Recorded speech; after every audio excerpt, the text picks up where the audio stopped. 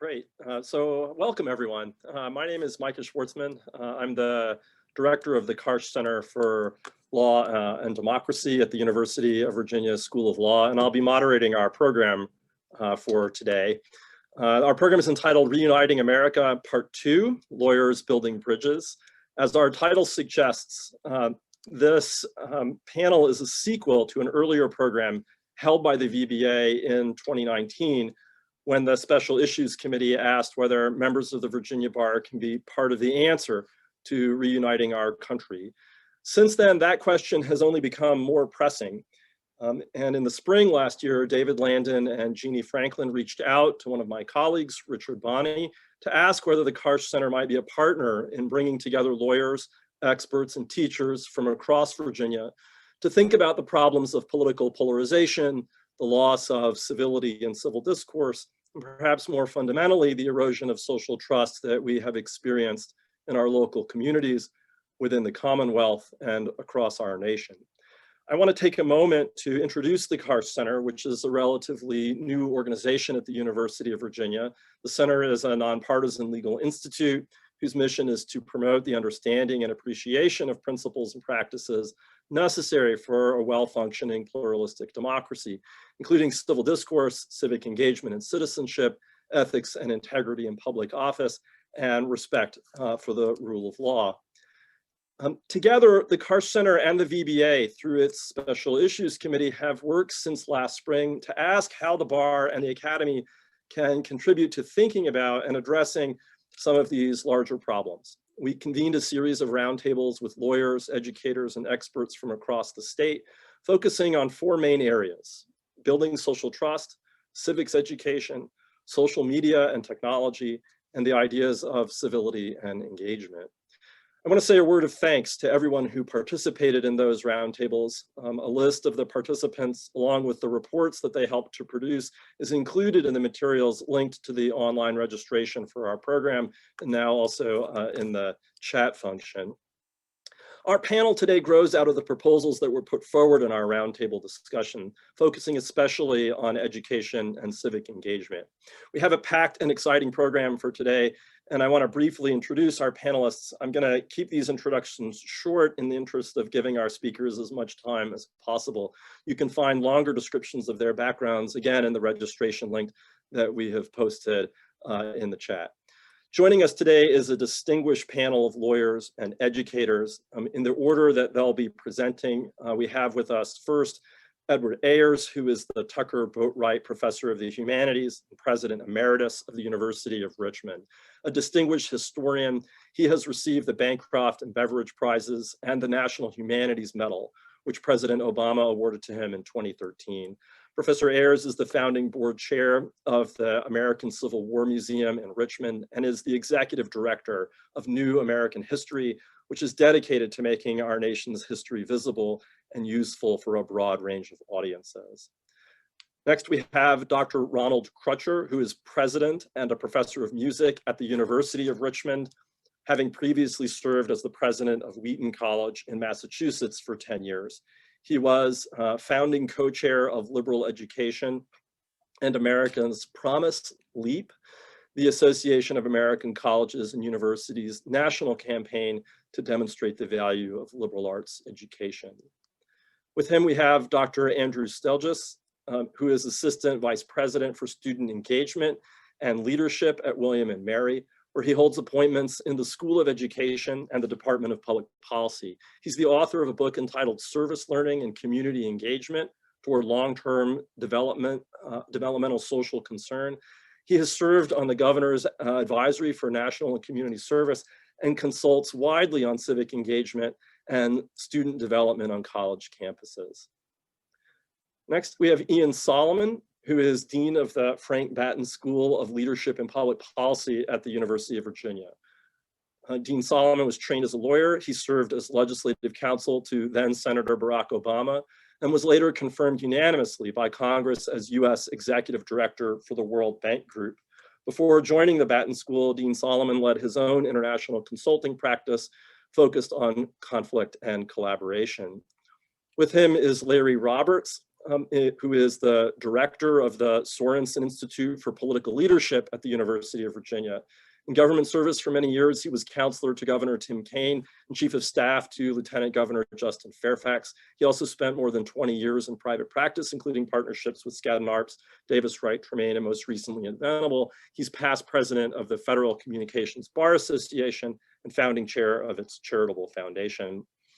Next, we have Jeannie Franklin, who is our prime mover and an organizer for this endeavor. We owe her great thanks for all of her efforts in convening this event. She is a past president of the Virginia Bar Association, a retired health lawyer, and a practicing and certified mentor mediator in Virginia. She continues to serve on the VBA's Health Law Section Council and is past chair of the VBA and VSB Joint ADR Committee. We have also David Landon, who is senior managing partner at Landon Law Group. He previously worked with Hunton Andrews Kurth. He's a past president of the Virginia Bar Association and recently chaired the VBA's Committee on Special Issues of National and State Importance. I'll add that he's also a double who and a member of the Board of Trustees at the Thomas Jefferson Foundation at Monticello. It's great to have you with us, David. Lastly, we're very fortunate to have with us today as our keynote speaker, John Bridgeland, who is founder and CEO of Civic, a social enterprise firm in Washington, D.C. He's also co-founder and CEO of the COVID Collaborative, a national platform that's designed to help state and local leaders combat the pandemic. John Bridgeland served as director of the White House Domestic Policy Council and was assistant to the President of the United States and first director of the USA Freedom Corps after 9/11 under President Bush. He was appointed by President Obama to serve on the White House Council for Community Solutions. He's a graduate of Harvard University, and I'm happy to say the University of Virginia School of Law.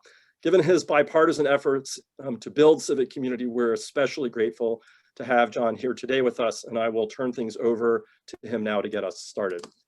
Thank you. Thank you, Micah and Jeannie and the extraordinary panel today. I'm thrilled to be here, grateful for the nice invitation to come back home to the University of Virginia on such a big topic, the role that lawyers and bar associations working with other professionals can play in restoring the civic health of our communities and country. In these troubled times, I think a lot about how we can cultivate a stronger sense of we. And of course, your challenge couldn't come at a more urgent time, right in the middle of a global pandemic, continuing violence and calls for racial justice, attacks on our very institutions of democracy itself.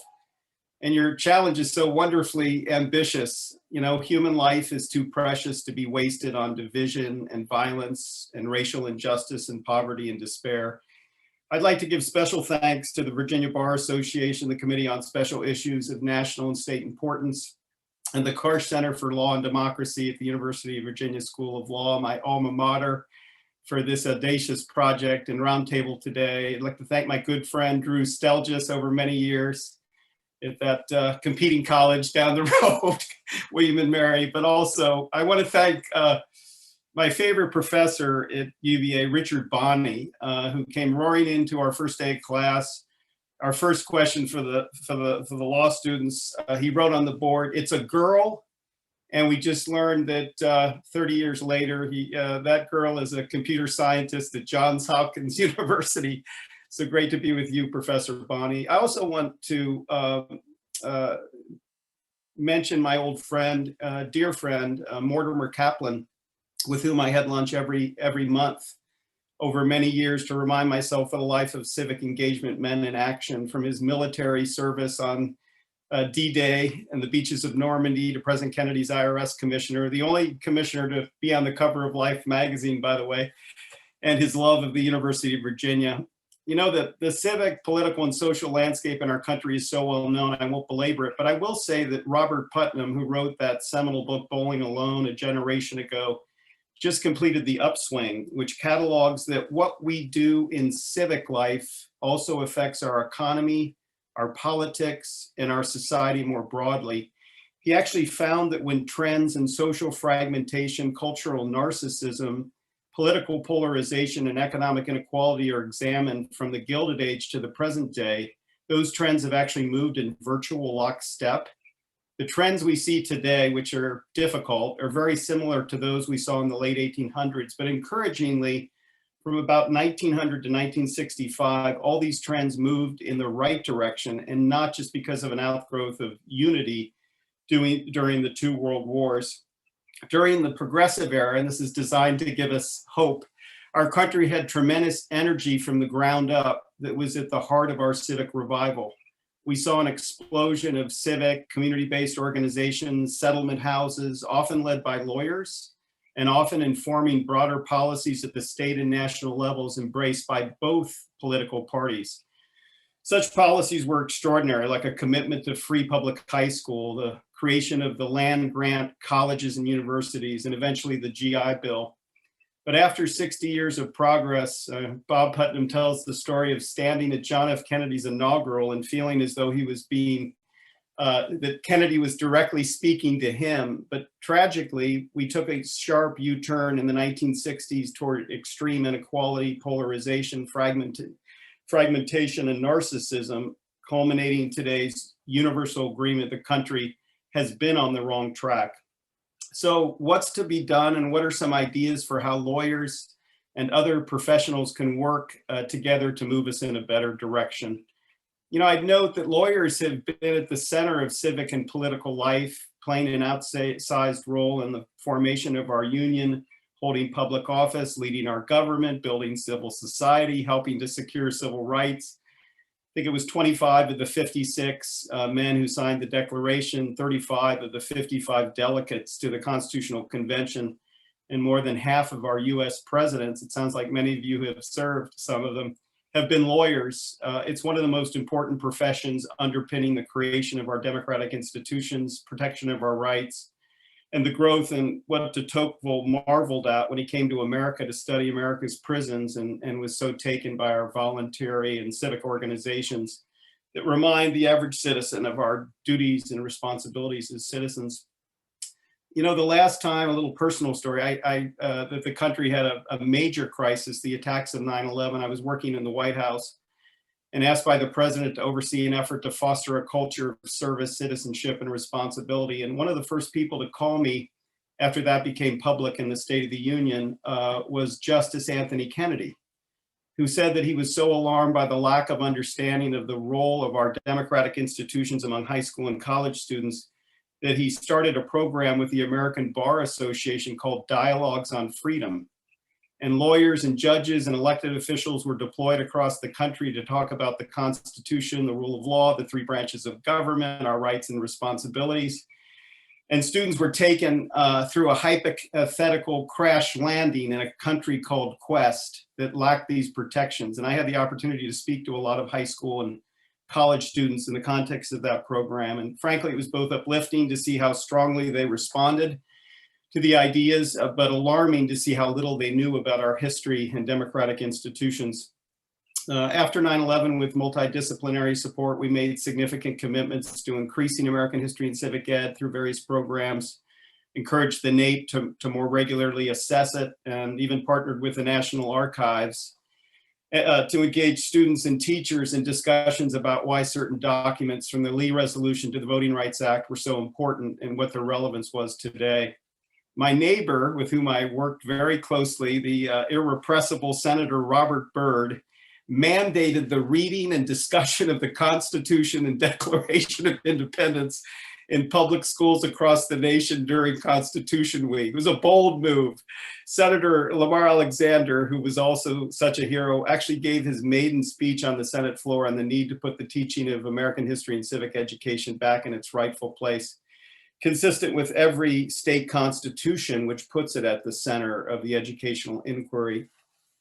I actually saw the emergence of lawyers and judges, chief justices of state Supreme Courts, join these local state civic education teams to help move the agenda locally. But Americans too often took their democratic institutions for granted, and civic education never became the priority it deserved. When we hosted a White House Summit on American History, Civics, and Service, I actually reached out and asked President Vika Freiberga from Latvia to give our keynote so Americans could understand why democratic institutions were so valuable from someone who had experienced the absence of them. Of course, today we have January 6th and the many events that preceded it that have awakened Americans to how fragile our democratic institutions are. Officials from the White House called me about a month ago to say that January 6th will prompt more security of our Capitol and prosecutions of the insurrectionists, but what can we do to foster democratic renewal? This is our challenge, and there's a sense of urgency that lawyers can now seize now. So here are a few thoughts on what might be done. First, we need to cultivate generations of young people who understand our shared history, institutions of democracy, and the roles they can play. Without that, we can't keep our republic. Encouragingly, a group called iCivics, led by Louise DeBay and inspired by Justice O'Connor and now Justice Sotomayor, and a team of more than 300 scholars, educators, and practitioners have just produced this extraordinary roadmap to educating for American democracy, which is a framework for innovation and improvement in American history and civic education to support the development of all students into prepared, informed, and engaged citizenship. So I'd like to challenge the Virginia Bar Association and lawyers and professionals in every state across the country, as Sandra Day O'Connor did in Arizona, as Senator Graham did in Florida, to join state teams that are working to make history and civic education a priority in schools and districts across the country. Lawyers are uniquely positioned to play central roles, and I know Ed Ayers will have a lot more to say about this in the program. My second thought relates to the fact that our country lacks rites of passage for young people to become active, engaged citizens. Lawyers could help change that. When a young person comes of age and secures the right to vote, I don't know why we don't have ceremonies to celebrate that right and online courses in civic engagement taught by the most inspiring teachers and social entrepreneurs. I actually often make a point of attending naturalization ceremonies for new Americans to remind myself of how lucky we are. Lawyers could also support efforts to create a common expectation and opportunity for a year or more of national service as the young people enters adulthood. The effort for civilian national service would be voluntary, not mandatory, so it doesn't run afoul of the 13th, 5th, and 1st Amendments, and could also get done politically. Up to 1 million young adults every year could serve after high school or college in Peace Corps, VISTA, AmeriCorps, Conservation Corps, or as we may hear tonight, the President's new Health Corps and Climate Corps. Jeannie Franklin has talked about a Youth Civics Corps. National service could help heal our divisions by bringing young people from different areas of the country, politics, faiths, and income levels together in shared work. Young people would also discover that they are leaders who can work together across differences to get things done, something our Congress and other places of government power so desperately need. And in the process, national service would help solve public challenges at low cost, inform careers, and cultivate a lifetime commitment to serve others. We need a generation of bridge builders to counter a culture of division. After 9/11, Bill Buckley came in to see me, and I read his short and wonderful book called Gratitude, which says materialistic democracy beckons every person to make himself a king, but Republican citizenship incites everyone to be a knight. Let's foster a generation of knights. Finally, I'd like to challenge lawyers to be public problem solvers first and lawyers second, as Professor Bonney has done across his entire career, to use wonderful skills in defining issues, marshaling relevant facts and evidence, analyzing problems from multiple perspectives, coming to reasoned conclusions, and forming collaborations to solve public challenges. After I left the University of Virginia School of Law, I started out as a lawyer in a law firm in New York and Paris, and then went into public service and found life-changing meaning in using my legal and policy skills to help end malaria deaths in Africa, address the high school dropout challenge in the US, and now work through our COVID collaborative to help the country respond to COVID-19. Today, actually in the state of Delaware, we are incorporating the Office of American Possibilities, a solutions factory to address public problems in the spirit of moonshots, identifying tough challenges, harnessing top leaders, experts, and institutions around the country to generate clear goals and plans to meet them, and to stay accountable for results over at least a decade, a time period that transcends political cycles. We would welcome the Virginia and American Bar Associations and their supporters and partners to join this effort. which will also include a partnership for American democracy that will support what we are calling sustainable democracy goals that can show substantial progress by the 250th anniversary of the signing of the Declaration in 2026. We will be launching these efforts in July and would love to have your partnership and the nation's more than 1 million lawyers behind this important effort. Think of what a force could be achieved to educate and engage the next generation in civic life, heal divisions in our country, and fix a system that is pulling candidates for public office to the extremes. A former colleague said to me yesterday, I'm worried that multiracial, multi-ethnic democracy may not survive here. Justice Thurgood Marshall said that he did not honor the original Constitution because it excluded Blacks, Native Americans, women, and people without property. But he honored what the Constitution would become. Arthur Schlesinger quipped in the context of our polarization, too much pluribus, not enough unum. Our country's diversity is its strength, as is our recognition that we are one. Surveys give us hope too. They show that Americans are far more united on their views of how to solve public problems than our national politics reflect.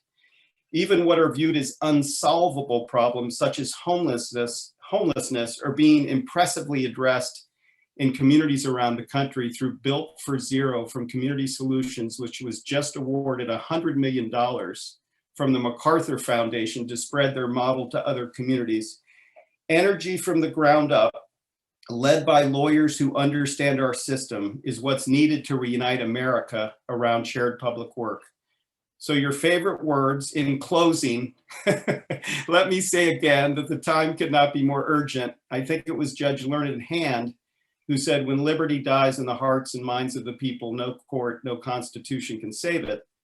And a political philosopher reflected our human nature in saying, people are good enough to make democracy possible, yet bad enough to make it necessary. Let us rise then, lawyers and Americans, to the occasion of ensuring the lights of liberty and responsibility burn brightly in us and in future generations by fostering a generation of citizens, not spectators, working across our differences to get extraordinary things done, and ensuring our democratic system remains vibrant for decades to come. Thank you for your patience. Thank you for inviting me. I couldn't be more inspired. Back to you, Micah. Thank you so much for those words. I think a charge to all of us, especially to the lawyers of Virginia. Let me turn things now to Ed Ayers to give remarks that emerge out of the roundtables that we've been hosting. Great. Thank you so much, Micah, and thank you, John. Thank you so much, Micah, and thank you, John, for speaking so much about history, which is going to be the frame for my comments. You know, after a career doing quite a few other things, I thought about, okay, what really matters? What can a historian actually do to address some of those issues you just described, John? And it occurred to me that every American takes American history multiple times, and yet it doesn't really seem to stick, and people worry so much about why we can't make more progress. I had the radical idea, what if we made American history more interesting? Was my deeply considered perspective on all of this. And I thought, how could we make it more interesting? Well, first of all, you engage students where they are.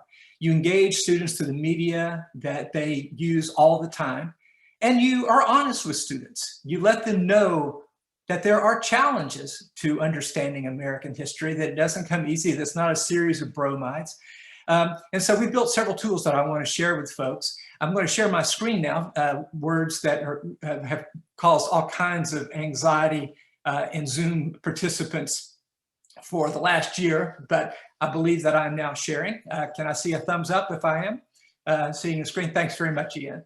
So I'm going to show you several things, and the whole idea is to make students realize that we all live in history all the time, that it is not a frozen and double column shrink wrap multiple choice test textbook, but that it is constantly unfolding. One of the tools that we made is called Bunk, named after the Henry Ford quote that history is more or less bunk. He says the only history that matters a tinker's dam is the history we make today. So Bunk is a real-time curation of all representations of the American past in all media every day. So it's what we might have thought of as recent events, but it shows how all of this is history.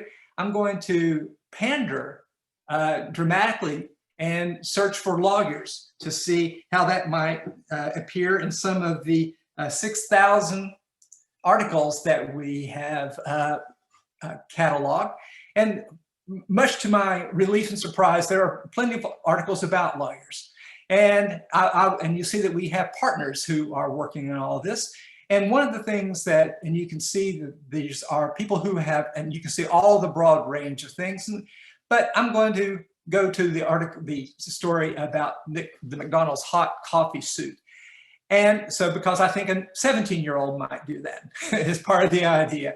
And you can see all the different kinds of connections. And here's an idea that connects the untold story of ordinary Black Southerners and McDonald's coffee. I'm curious what it could be. So I connect on View Connections, and it turns out the answer is litigation. So I click on litigation, and there are the 68 articles that deal with litigation across all of American history, from the colonial era up to the present. And so what you can see is, now what's the point of all of this? Is to have students understand that law touches everything in American history. As John said, American democracy is built on the law, but it's also built on controversy over a law. So a lot of this is leaning in to what students would be interested in and to get their attention on this front. So we have another set of tools, and students can make collections on their phones and save these. They can comment on these. They send them to the teacher. The teacher comes into class with, hey, I want everybody, there's this big controversy going on right now. I want everybody to find the 3 best articles in which people are invoking history to express their opinion, to make their case. And let me know what you think about it. So it's a way to show young people that civic identity is being rebuilt every day. It's being challenged every day, and that law is a central part of all this. Now, another part of New American History, that all of these are different tools in the New American History suite, is American Panorama, a digital atlas of American history, because we want to allow every student in the country to be able to see herself in American history. I'm using an example here. Many of you may recognize this as the capital of Virginia. This is Richmond, and this is redlining from the 1930s, in which the federal government and the banking industry, and yes, some lawyers worked together to basically lay the foundations for the segregation that would follow. And so all of this is active. You can choose any reason, and it shows you folks recognize the fan. You may be alarmed to see that in the 1930s, it was considered to be declining, that it was in danger because it was turning to rental units. That was before the big turnaround. But the whole idea, students are amazed to see their own neighborhoods on here and to recognize that restrictive covenants and all kinds of dealings with real estate and the law basically define the shape of the racial geography of our cities today. And if they don't believe it, they can go to this version, Not Even Past, which uses the social vulnerability index to connect areas from the past, from that same area in the 1930s to today, and to show the areas that were disadvantaged by the ability to acquire property through loans are still the areas today that are most afflicted with this. And areas that were fortunate in the West End are still areas today that are flourishing. The whole point of all this is to persuade young people of something they have a hard time believing, that the past actually happened and that it was as interesting and full of conflict as today, and that people did not know how it was going to turn out. What's the moral of that story? We don't know how the present's going to turn out, and you can shape it. So don't just take for granted that history is going to unfold in any predetermined way. And history is not just something that happens in Washington, in the Capitol, but it's in your very neighborhood. So to show people how history is constantly changing and constantly interacting with their own lives. Now, John mentioned the EAD project, the roadmap, and I'm proud to say that through this very roundtable process, New American History established an alliance with this wonderful project. And we've now been included as one of the partners in it. And one of the things that we've included is a whole set of lessons about Black women and the right to vote.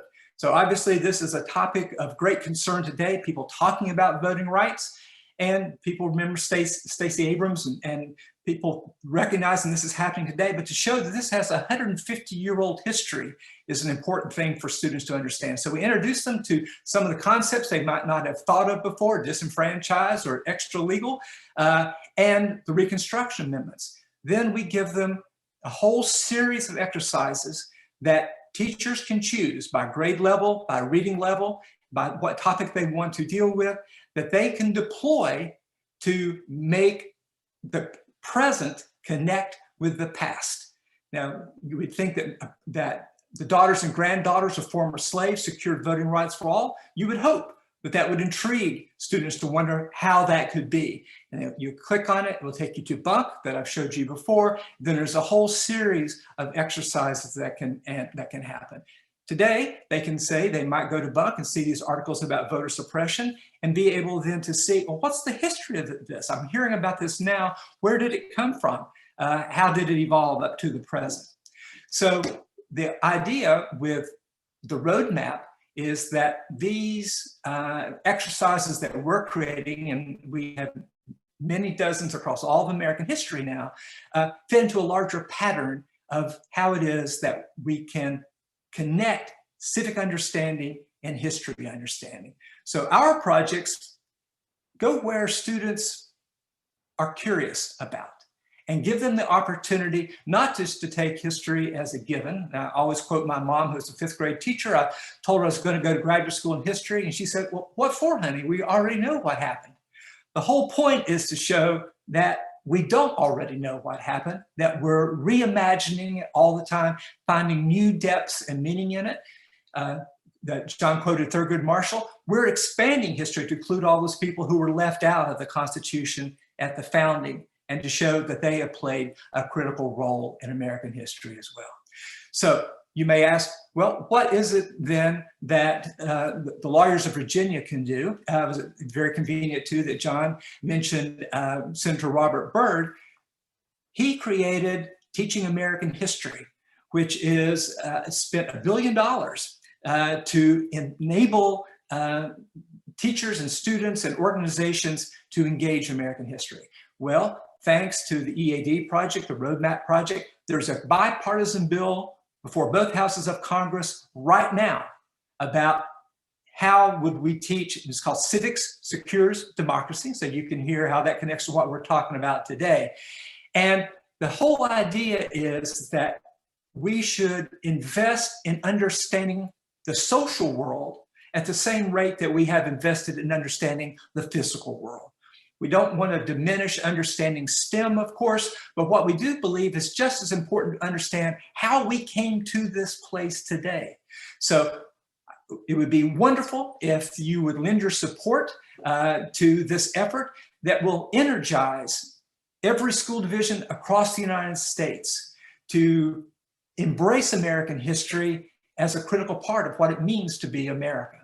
You can also help support the Rule of Law Project, which has done wonderful work in Virginia in years past, and could use your support as well. So here's the point of all of this.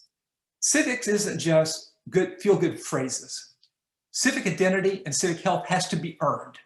And how is it earned? It's earned by actually engaging the challenging parts of our history, the challenging parts of our present, so that we can help these young people as they're determined to make a better future for all of us.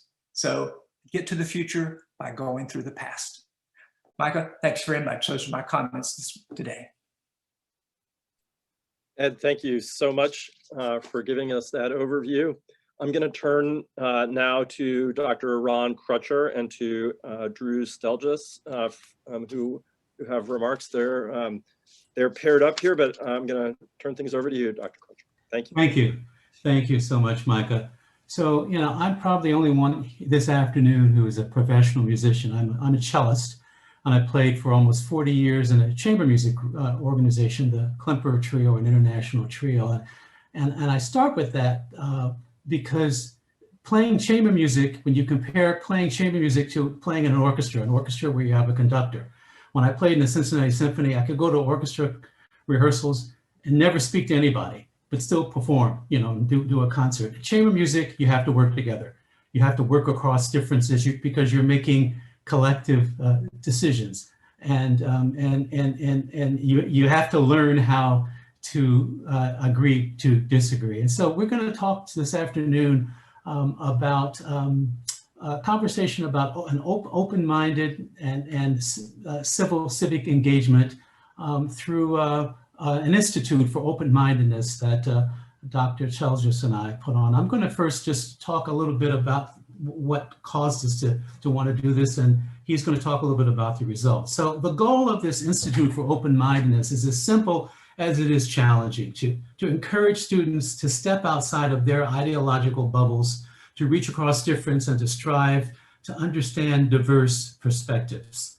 Now, I have to confess that I thought our country would have learned to bridge its divides by now, from race and gender to politics and ideology. As a matter of fact, when I graduated from college a gazillion years ago, 1969, I actually believed that by the dawn of the 21st century, we would have consigned to the dustbin of history what W.E.B. Du Bois called the problem of the color line.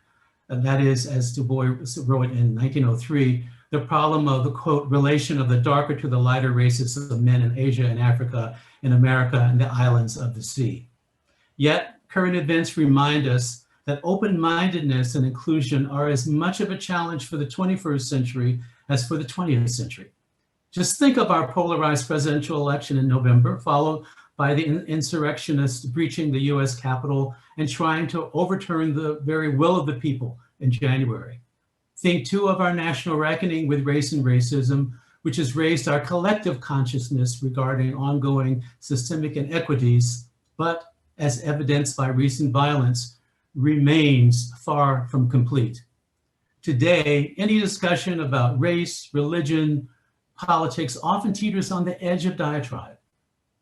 How did it come to this? Well, in my mind, one of the core problems is that to this day, we live in a segregated society ideologically, religiously, and racially.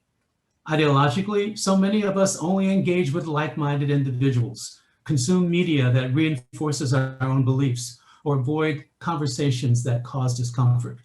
For example, a Pew Research poll found that came out in 2020 about the presidential election showed that a majority of Trump and Biden voters had, quote, just a few or no friends supporting the other side. The same is true with respect to religion and faith. Indeed, today our churches on Sunday remain some of the most highly segregated places in the country. Racially, research from the Public Religion Research Institute has shown that an alarming number of Americans have social networks that consist primarily of people from the same race or ethnic background. So consider these facts.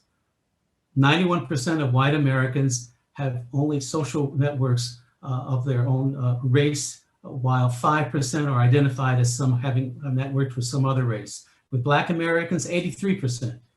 While 8% have relationships with whites and 6% with people of another race. And with Hispanics, is approximately 2/3 of the Hispanics have social networks, core social networks primarily made up of Hispanics, while nearly 1 in 5, 19%, have networks made up of whites, and 9% are some other race. So however comfortable this kind of sorting may be, it's antithetical, I think, to the spirit of democracy, whose lifeblood is the energetic exchange of diverse and competing ideas. Now, if you think about one of the core purposes of residential college and university campuses being to serve as crucibles for teaching our emerging adults how to interact with people from a broad variety of racial, religious, and ideological perspectives. So if that's the case, it's clear that most of our students then, coming to us from segregated communities, have no real experiential base from which to develop such relationships. And that's where the Institute for Open-Mindedness comes in. The idea here is to help high school students understand why viewpoint diversity is important and to give them a set of skills, experiences, and perspectives to learn how to interact authentically with their peers across differences. Something I learned at the age of 15 in playing in a chamber group with people from very different, from all across the world with me. So what we use as a core for our workshop, and Drew's going to talk in a bit more about this, is the Open Mind platform, something that my wife, Dr. Betty Mill-Crutcher, and I have used in our mentee group. And there are lots of advantages, which Drew will talk about with respect to that. The pilot that we ran this year was very successful, and I think it led to new and meaningful racial, political, social, and or spiritual connections for all of the students who participated. But I want to turn now to Drew so he can share with you the results of our pilot. Drew? Thank you, President Crutcher. It's such a pleasure to be here with all of you. And we're going to share a screen with you with a little bit of information about the program. So as President Crutcher mentioned, we launched the Commonwealth of Virginia Institute for Open-Mindedness this spring. We're going to tell you a little bit about what we were trying to accomplish.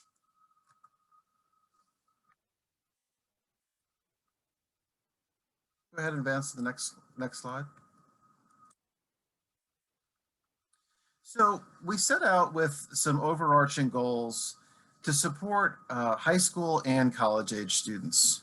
What we wanted to develop during the pandemic was a comprehensive online program for high school and college students, with the goal or the intention of building bridges and beginning to think about how we could remediate the divisions that are a part of our communities. We wanted to equip the students with knowledge and skills to reach across differences and get out of their comfort zones, to understand perspectives other than their own.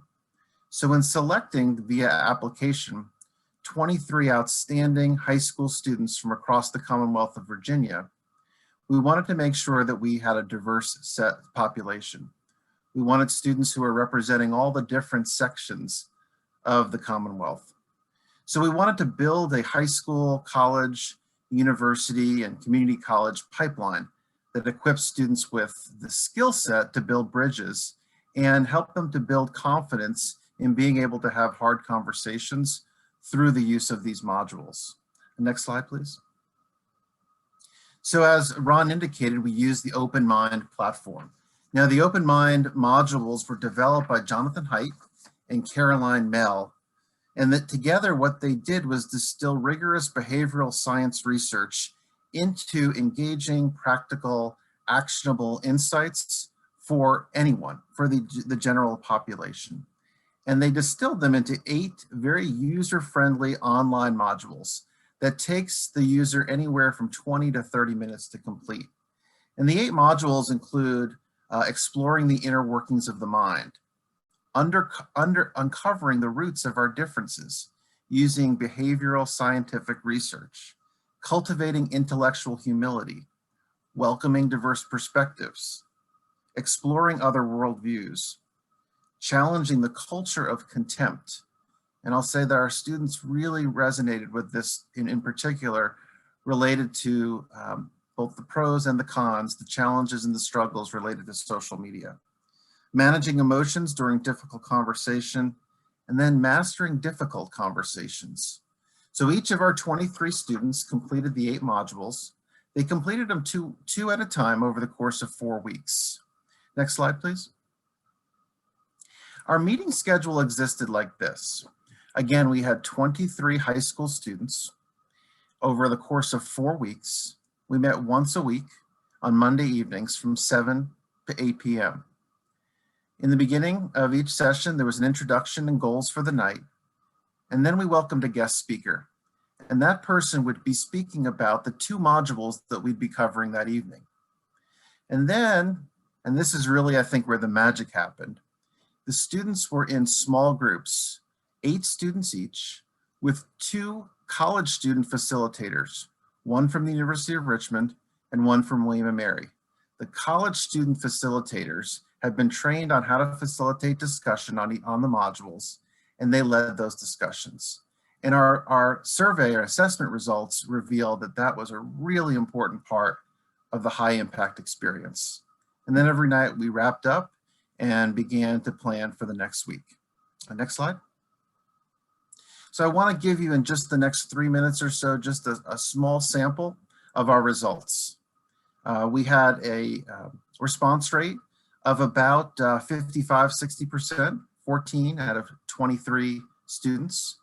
First, the program gave me new tools on how to have difficult conversations. All 14 agreed with that. Next slide. This program was effective, encouraging me to have difficult conversations. All 14 agreed to that. Next slide. All 14 would recommend the program to other high school students. Next slide. Now, these next two slides I think are really interesting. We tried to have a pre-test and a post-test evaluation of the students' level of comfort in engaging in conversations with someone whose opinions are different from theirs. So you can see that by and large, six out of the 14 either agree or two strongly disagree. So 8 out of the 14 either agree or strongly disagree, strongly agree that they're comfortable engaging in conversations with someone whose opinions are different than theirs. But 6 out of the 14 either disagreed or strongly disagreed. Now, if you see in the post, if we go to the next slide, the way we ask the question afterward is, after this program, are you willing to share your thoughts, even if they're not as popular as other opinions?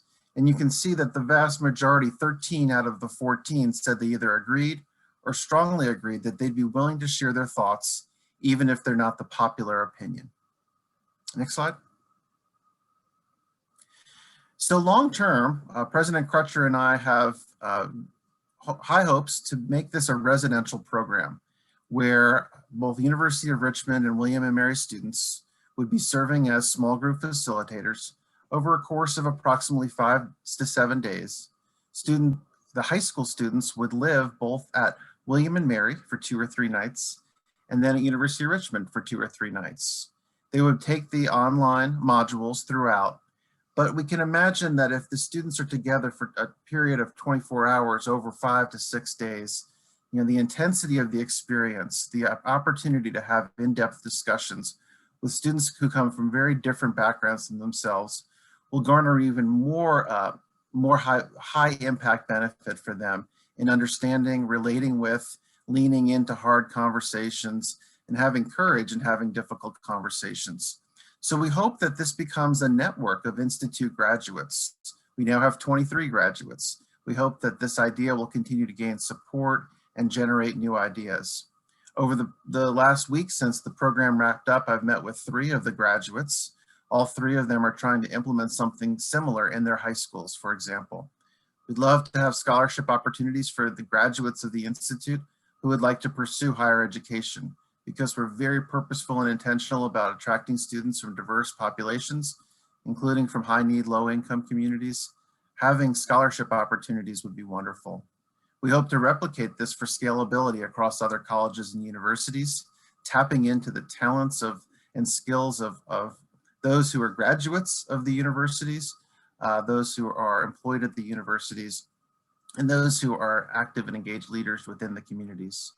And then we're already seeing the beginnings of new and similar projects emerging in schools and communities, such as at Arlington High School, where they're going to be implementing the Open Mind modules for a club that one of the students who participated in this program is the leader of. So we have high hopes and big aspirations, and the big ask for everyone on this call is to help us. We would love to collaborate, to tap into the ways in which you think that you could support this, because we really think this is replicable, this is scalable, and this is something that could have a major impact on our high school students as our college students serve as role models for thinking about open discussion, dialogue, and leading into hard conversations. I'll hand it back to you, Micah. Thanks, Drew, and thanks to Dr. Crutcher for this presentation, for giving us some sense of this pilot project, which looks very promising. I'm going to turn things now to Dean Solomon and to Larry Roberts, who are my colleagues at UVA. Thank you so much, Micah, and the whole team. Larry and I are very pleased to be here. I will start with a few observations from my role at UVA. I'm the Dean of the Frank Batten School of Leadership and Public Policy. At the Batten School, we offer both a graduate Master of Public Policy degree as well as undergraduate degrees in leadership and public policy. We also offer executive education in leadership and public policy. So 2 nights ago, I was gardens behind Pavilion 10 on the UVA lawn. And the students represented a broad cross-section of political views. That's why they were there.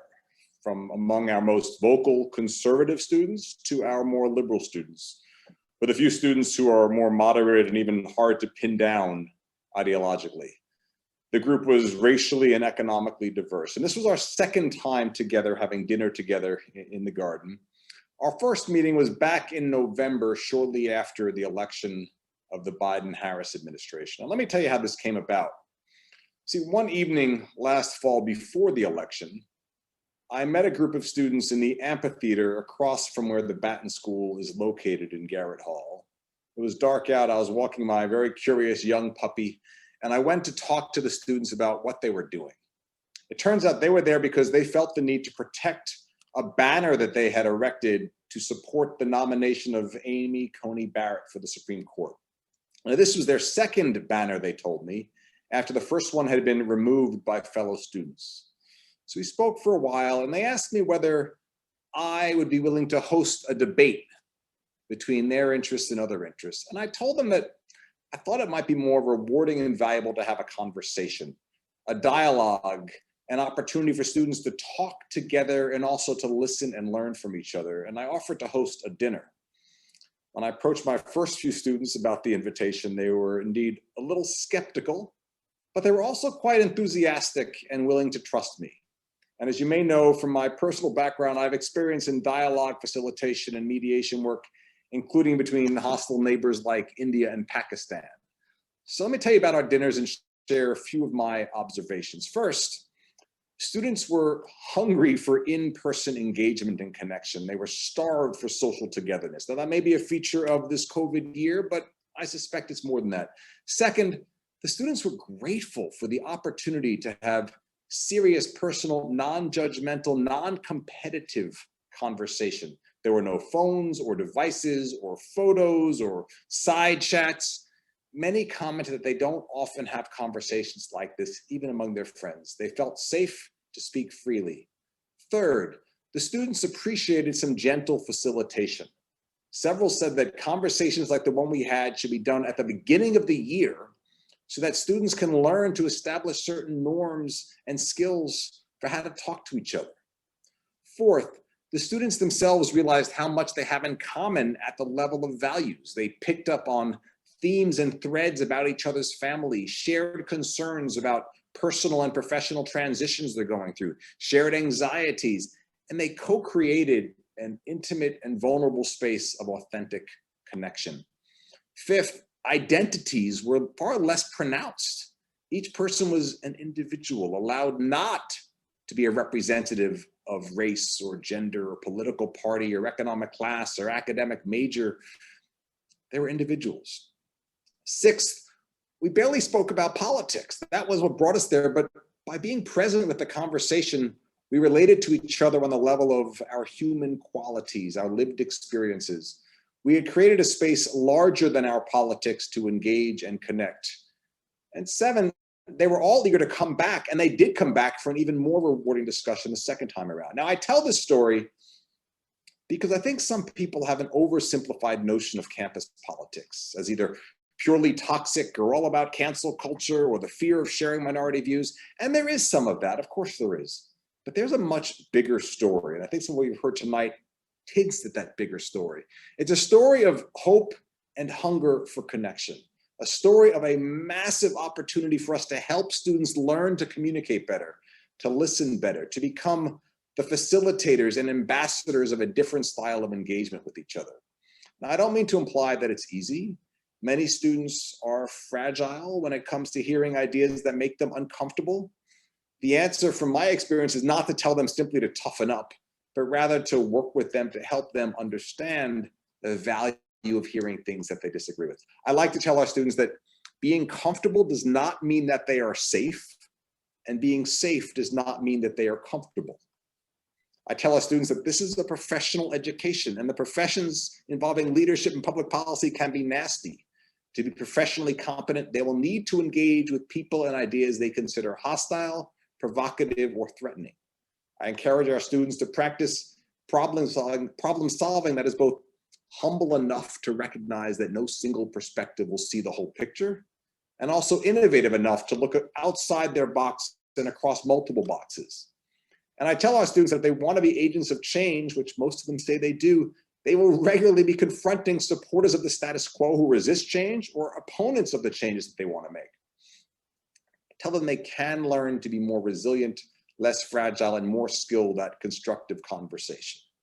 And we, as the lawyers, the educators, the policymakers, the citizens on this call, I think can be really helpful. So Larry and I, as part of the working group, explored a number of critical questions. How do we create connections and build relationships of trust? Where do we find the motivation to build less fractured communities? How do we find the time and space to build trust, since it does take time? How do we build the skills that facilitate trust and constructive dialogue? How do we recognize the intergenerational component of community conversations? And that's just a subset, many more questions. And we identified a few opportunities in teaching, research, professional practice, and community engagement. And I'll share just a few examples today before handing it to Larry. In teaching, there are opportunities for engaging students to build a virtual library of materials related to constructive community conversations. This would include a compendium of resources from organizations like Braver Angels, Urban Rural Action, William and Mary Courageous Leadership Institute, the Open Mind Initiative, and materials we have here at UVA. Also creating open source best practice guides for how to do community dialogue, developing university courses and curricula. In research, we can do a much better job promoting scholarship on relevant topics, including work done by the Karsh Institute at the University of Virginia and this initiative. We can also seek interested faculty and graduate students and an institutional home working with partners such as UVA's Democracy Dialogues or UVA's Civility Project and others. We can leverage professional practice, and we recommend developing a working relationship with the VBA Young Lawyers Division and offering training to young professionals about participating in constructive community conversation, leveraging resources from the Joint Alternative Dispute Resolution Committee and mediation groups, for example. And finally, in community engagement, working on some of the things you've heard tonight, offering facilitation skills training to community leaders and government officials, developing community and adult education initiatives, building on what already exists in Virginia, and importantly, considering how to bring people with different backgrounds, all different backgrounds and perspectives into the process. We at the Batten School are keen to be part of this work. We see it as critical for inclusive leadership and effective, sustainable policymaking. Many of our students go on to become lawyers, some with a joint MPP and law degree, and many will hopefully join the VBA. And we see tremendous opportunity within UVA more broadly, and I'll have Larry Roberts, the director of UVA Sorensen Institute, share a few words about that. Thank you.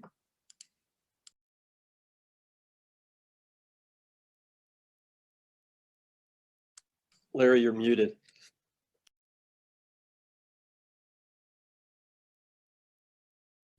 Thank you. A Zoom problem that we know of. Let me just say it's been a great pleasure to work with Ian and this whole team as we think about ways for the legal community and other community leaders to be part of the end of division within our communities. Sorensen is an example at the University of Virginia of an organization that works to build more productive and less divisive community engagement and governance. We were founded in 1993 to address desire for bipartisanship and greater understanding across Virginia's different regions and cultures. The hope was to improve political leadership through training programs that work to elevate political and civic discourse and strengthen the quality of governance. We accomplished these goals primarily through educational programs. The programs are designed around effective and ethical leadership, working collaboratively, building trust, mastering public policy issues, and promoting greater regional understanding and among Virginia's different populations. We have 5 programs that range from high school through college, early career to mid and late career, as well as a bipartisan candidate training program, which is an unusual feature to have both parties participating together in candidate training. We seek to promote an inclusive and welcoming environment, and the notion is that when people of different backgrounds come together, they exchange ideas, question assumptions, including their own, better understand differences and commonalities, and broaden horizons. As Ian described, we are seeing people we interview for our programs and internships, Republicans, Democrats, and independents, and across an age range from high school to seniors, express a desire to participate in a less partisan, less polarized, and less toxic environment. And this isn't just a self-selection result. In a recent survey, 70% of Americans believe our political, social, and racial divisions are driven from the top down by politicians and news outlets, and therefore they don't expect national leaders to solve the problem. The same poll reports that we are more united in believing divisiveness is a major problem than about how to remedy the problem. Unlike many polls, the views stated by those polled are largely similar across partisan lines and racial divides. Now, this means we have room to help create environments in programs across communities, governing bodies, and programs like those offered by Batten and Sorensen that are conducive to conversations and relationship building, thereby helping to remedy the problems of divisiveness and toxic rhetoric. We believe that lawyers as perceived community leaders and non-lawyers involved in community engagement can and should help to build these environments locally and recognize times when the win-lose adversarial and electoral processes might not be the best and most effective ways to address community concerns. Whether through ADR techniques or other trust-building exercises that ensure inclusion of many different voices, this is the work that most Americans and Virginians want to see. Ian has noted some programs that VBA has identified as helping in this cause. We look forward to Bar Association members and other community leaders stepping up to learn about how they can help design and implement similar programs that are appropriate to their communities. In my experience as a lawyer, government official, and educator, I found that most people think other people are the problem. But even well-meaning people have blind spots to their own ways of talking that can produce divisive outcomes, even when not intended. This can take the form of the classic, I don't see color when I look at people, or I understand what you were saying because I read Hillbilly Elegy. But it can take more subtle forms as well. In working with program participants from different regions, I've seen firsthand the phenomenon of well-meaning people who can't stop talking past each other. So we need to train ourselves to create environments conducive to conversations where we can stop talking past each other and instead learn from other ways to advance problem solving and minimizing divisions. Ian mentioned Braver Angels, which has a workshop specifically designed to engage in depolarizing within, to be more aware of how we engage in unintended polarization and to develop skills to keep conversations and others constructive. In closing, I'd like to point to a recent USA Today opinion piece by a former Virginia Secretary of Education, who offers guidance on how to curb divisiveness that hinders our efforts to address civic and socioeconomic challenges. He offers 4 pathways to success. I'll quickly focus on 3.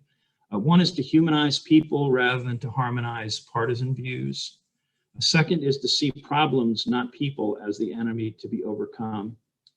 Third is to look for examples of recent bipartisan success and consider what made them possible. He cited criminal justice reform, where progress is being made by people who had very different reasons for wanting reform, but have coalesced around specific ways to move reform forward. With that, I thank you for your time. We hope many of you will want to become engaged in VBA's efforts to reunite our communities, Commonwealth, and country. Thank you, Micah. Thanks, Larry, and thanks to Dean Solomon. I want to turn now to Jeannie Franklin, who has really been instrumental in bringing us all together and forging a relationship between the VBA and the Karsh Center at the University of Virginia. So, Jeannie. Thank you very much. Can you hear me? Am I unmuted? The thrilling comments that we have all just heard have afforded the audience today just a very small glimpse into the range of thought that the Roundtable has paid over the last year to the depolarization and the civic resurgence that we are hoping to foster as a result of VBA at Karsh work. Although our process involved a lot of sifting ideas over time in order to perhaps see a future strategy, we found ideas just multiplied and adapted as time went by, and that is actually a very good thing. We want the idea of what we're interested in to catch on, and we hope that you will find that it catches on in your life. Not knowing exactly over the last year where our VBA at Karsh project would end up, we realized that we needed to actually undertake some specific projects. You have heard about them today from the speakers in order to just demonstrate the potential of these ideas. I want to recap for you before I suggest some more specific ways you can get involved. Our three areas of VBA at Karsh at present are that we want to get this message out and promote it as widely as possible in the hope that we can excite members of the audience, and in turn, you will push the message out further. The results from Ron and Drew's course tell us that there are already students have picked up what they learned in a short 4-week course and want to push it out in their school communities. Enhancing education along a full age continuum in history and in civics is obviously critical to brightening the future as far as our ability to come together as communities. And what I will call, for the moment, the new civics involves more than the substance of our government and how it runs, but it will also hopefully impart analytical and communication skills to empower people to engage effectively when they do. You heard Ian describe the session in the garden on the lawn at UVA as a wonderful example for people to learn just by participating in specific experience. As Larry and Ian discussed, a very big focus is encouragement of adult and community education. I want to pause over that for a while longer. And that is that what we hope to see happen and foster through the VBA at Karsh is activities in space in which people can engage openly and civilly in order to foster community improvements. Those who facilitate this kind of work around the country tell us over and over again that building relationships is the place and the way to start. And from there, hopefully building trust. Trust and relationships are foundational to the ability of communities to begin to work out solutions to very difficult or wicked problems. So we of the VBA at Karsh will continue to foster training opportunities in the communication skills and civility that we are learning are very effective in helping people build relationships and trust. You've heard John Bridgeland, Bridge is his nickname, give us some further ideas we had not heard before today, the Office of American Possibilities, the ABA's Partnership for American Democracy. These are all things we should keep our eye on and see if we can help with them. I need to point out that we have not even truly scratched the surface of social media, how it is working against us or what it can do for us. But I do want to point out that one of our roundtable members, a young professor from JMU, Kara Dillard, is working on building civil online community interactions. And I'm sure that Kara would be interested in receiving offers of help from others. I want to emphasize, in case it isn't completely clear, it doesn't hurt to repeat things, that the overarching roundtable idea has been much broader than any one specific issue or concern. Rather, it is the means whereby our democratic communities are more likely to coalesce and develop a capacity to work together to solve problems in the future. I think that many commentators will tell you that we as human beings are wired to need the nourishment of human connection. The continual division and incivility is actually starving us. Think of the consequences long-term, subtle if not obvious. So we can all try to be mindful of working to restore or create bonds and trust. It's not fast work, but it is hopeful work. Now, what you can do, we have put in our program handout some suggestions for you also. It's called an action plan that I think Rachel was pulling up on the screen now. I'll just gallop through this for you. We encourage you to go to the VBA Civility Project webpage, which you see at the bottom, vba.org/civility. But we're suggesting you start by reading and learning a little more, expanding your awareness of the issue and ways to move forward. After the action plan page, you'll see online that we have curated a very lean suggested reading list for you, which is kind of like peeling an onion. It will enable you to then move into additional reading and resources that we suggest in our fuller report. You can explore the groups online. You've heard several names mentioned. We list their websites in a list that follows this action plan. And then we invite you to reflect. How can you engage personally, words and actions? How can you leverage, this is very important, how can you leverage opportunities and connections in your own backyard?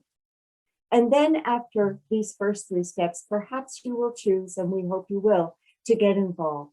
Start to build trust relationships where you are. Practice the better listening and communication skills. Stay positive. We need to inoculate ourselves against the purveyors of negativity. I think some general is supposed to have made the statement that optimism is a force multiplier. You might be asking, well, I will do these things. Perhaps you could space these steps out, make it a personal challenge, space them over this late spring and early summer, and that you might be ready by end of summer or fall to say, yes, I will do this. I want to get involved. We encourage you to do that. What we can promise that we are going to try to be doing as we go forward, in addition to what we have done, is that we will regroup this summer. It's been a long year.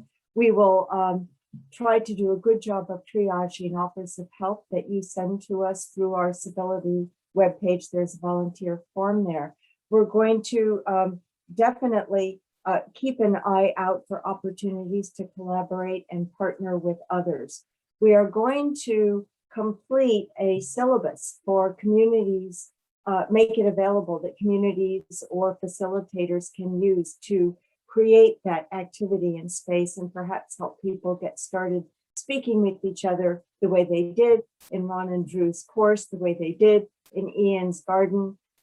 We want to help and encourage many more people throughout Virginia to start discussions in your backyard. And it might be discussions about very pleasant things. If you want to build relationships and trust, you don't necessarily have to go straight into a brick wall. And last but not least, we will be alert and on the lookout for fresh leadership, fresh energy, fresh creativity. Perhaps these will come forward around something like the UNAM, which is an idea we've tossed around for a statewide coalition of entities, an entity that is a coalition of entities that subscribe to our common vision, to network, to archive, to show support for the many others in Virginia, the many institutions in Virginia whom we believe are going to get engaged in this. And with that, I have to stop being about a minute over my time. And I do that with a thanks, a huge thanks to Micah and the panelists who have been wonderful, to the Virginia Bar Association staff that has and is still making this afternoon work as well as it has, and to all the participants in the roundtable. Your names are listed in the report that's on our civility webpage. You deserve to be named and thanked, and we hope that you will stay with us. And with that, I will turn it back and just say, let's all get engaged. Let's keep it going ad astra. Micah? Thank you so much, Jeannie, for all the work that you've done in helping us come together around these issues. I also want to recognize Richard Bonney, who's on this call with us.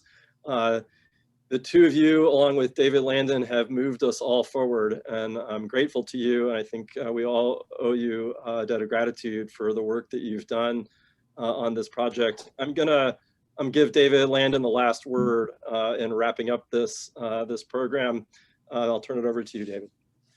Micah, thank you very much. I think the table was set very nicely about 2 years ago with the first program that Jeannie moderated, at the end of which we closed and I said, stay tuned. Well, we did. We came to, through Richard, a member of the Special Issues Committee, Jeannie, a member of the Special Issues Committee. We found Micah and the Karsh Center and have worked continuously since then to do and produce what you saw today. The Special Issues Committee is a committee that is charged with being the think tank for the Virginia Bar Association. It is a different kind of bar committee in that the membership consists of significant leaders in all of the professions, not just the law. So for example, members of the committee include Dean Solomon, they include President Dr. Crutcher, and obviously, as I already indicated, Richard Bonney. It is multidisciplinary, and you basically, all 200 or so of you who were with us today, sat through a Special Issues Committee to deal with issues that are critically important to all of us, not just the lawyers, and obviously you heard that in the range of projects that were discussed. I will note, though, I think it is very important that Virginia has just become a leader in granting CLE credit, which goes towards our ability to retain our license for a program such as this. So we didn't sit down and read cases or have Professor Bonney talk to us about the most recent decision from an agency or something else. We talked about things that are important to us as citizen leaders, and fortunately citizen leaders in the law profession of law. So that's a very real mark of the progress that this broadly diverse committee has caused to happen. So thank you, and I will conclude with saying again, please stay tuned. There is more to come. Thank you, Micah, and everybody. Thanks so much, David. That concludes our panel for this afternoon. Please have a look at the VBA's website for information about this partnership between the VBA Special Issue Committee and the Karsh Center. And as David said, we hope to bring you more in the future. Thank you.